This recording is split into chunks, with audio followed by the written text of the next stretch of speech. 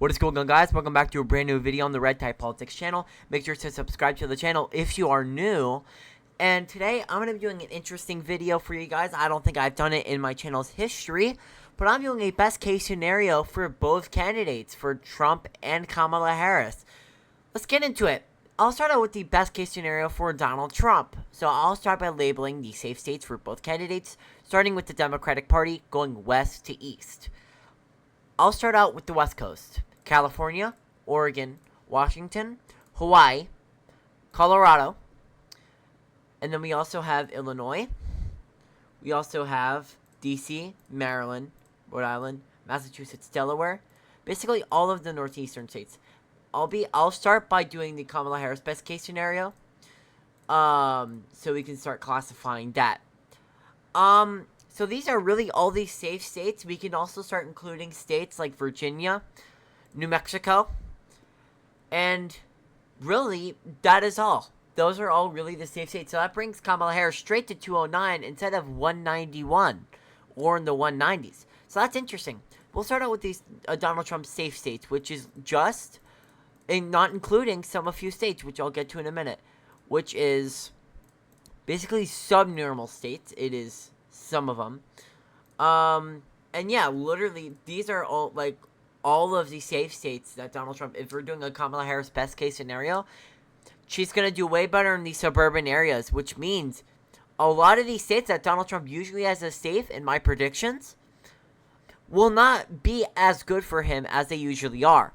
I'll start by doing the likely states for Kamala Harris, which is Minnesota, narrowly, and New Hampshire, Maine at large, and that should be all.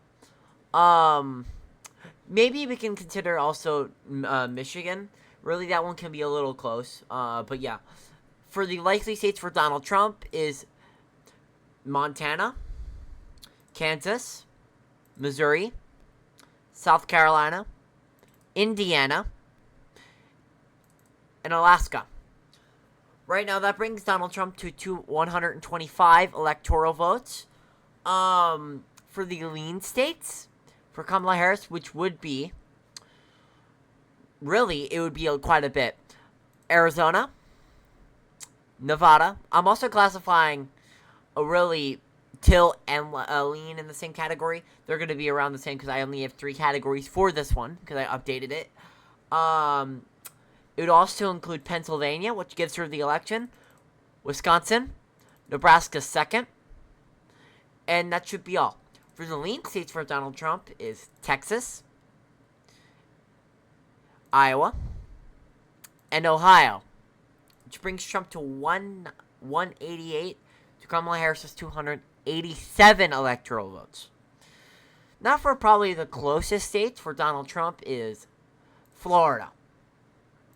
Then for Kamala Harris, you're probably expecting it. Georgia and North Carolina both go for her, with Donald Trump narrowly holding on to Maine second. She does a lot better with these rural areas inside of Maine second, and overall narrowly almost gets a state. So for a Kamala Harris best case scenario, she's likely to get 319, anywhere from 319 to really mid 350s if we include states like Florida or even Iowa, for example. But yeah, right now, I've projected at 319 to Trump's 219. I just want to give a little disclaimer. This is not my prediction. This is a best case scenario video. I just want to put that out because some people get a little mad by saying, oh, you're being biased towards Trump. No, this is a best case scenario video for both candidates. You're going to probably see that soon. But yeah, right now for Kamala Harris, this is it. And then for Donald Trump, you're going to see a little bit of a change. We'll start out with the best case scenario for safe states for Trump, which you're probably going to be interested. Literally, almost all of the states that I had as lean or likely are now safe states. For example, Texas, Florida, Ohio, Iowa, Montana. Like a lot of these states that I would usually have likely in that best case scenario for Kamala Harris is now safe because you're going to see Donald Trump really picking up engagement with a lot of these white suburban voters, and really just it does affect Kamala Harris. So with Kamala Harris safe states, you're still going to see that shift out of Colorado. That's why I'm still posting that as safe. I'm still taking in shifts for regard. Really, it's going to be all for the West Coast. It is Washington, California, and Colorado. But for the East Coast, it is really these states. Really, I mean, yeah, these are really the best states for Kamala Harris in the East Coast. So right now, for the safe states, Trump's at 219 electoral votes to Kamala Harris 112.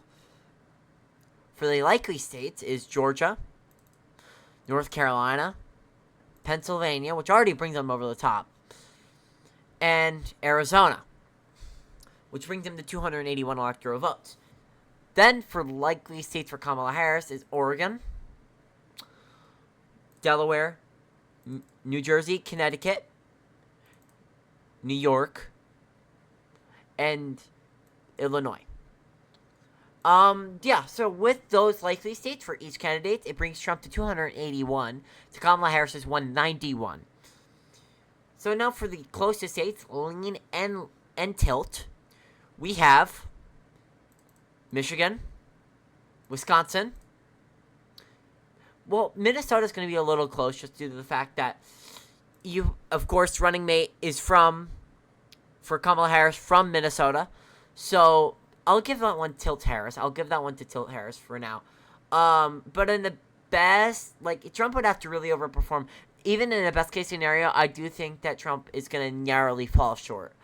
But for the rest of the closest states would be Nevada, New Mexico, Virginia, New Hampshire, Maine at large, and then the last state, which would probably going to be the closest, where it's not a state, it's a district, is going to be Nebraska second, which I think narrowly goes to Harris. Narrowly in the best case scenario. You're probably wondering, why do I have Pennsylvania going so strong? Well, number one, the assassination attempt was there. Number two, you have a lot of these white suburban voters, which you're going to see, if Donald Trump is in the best case scenario, you're going to see him really expand a overall majority with them. And you're going to see him do really, really well in that case scenario. But yeah, in a best case scenario for Donald Trump, Trump is estimated to get 336. Really, again, like I said, I'll do the same thing for Trump. He can get states like Minnesota. He really can get Nebraska second. It's just a little hard for me to see that just because of these shifts and plus just demographics in a lot of these regions. But for Trump, it's 336 electoral votes to Kamala Harris's 202.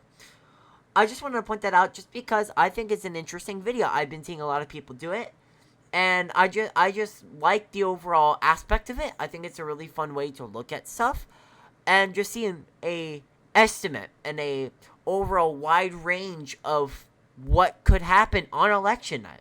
You can definitely see this map on election night for Donald Trump. You can even see the same map for Kamala Harris. You can see her really sweep the board. You can see her get 319 electoral votes. You can see her pick up states like Florida and Texas on election night. Not saying that's likely, but yeah, you can see that happen if you really look at demographics and you see the different types of shifts on election night. Like, if you see a really good poll out of, let's say, states like Michigan in the Senate on election night, you know that Republicans are going to have a good night. But if you see something like in Texas where Colin Alred is really gaining on Ted Cruz, they're going to see Democrats are having a good night. That's what goes into these best case scenarios.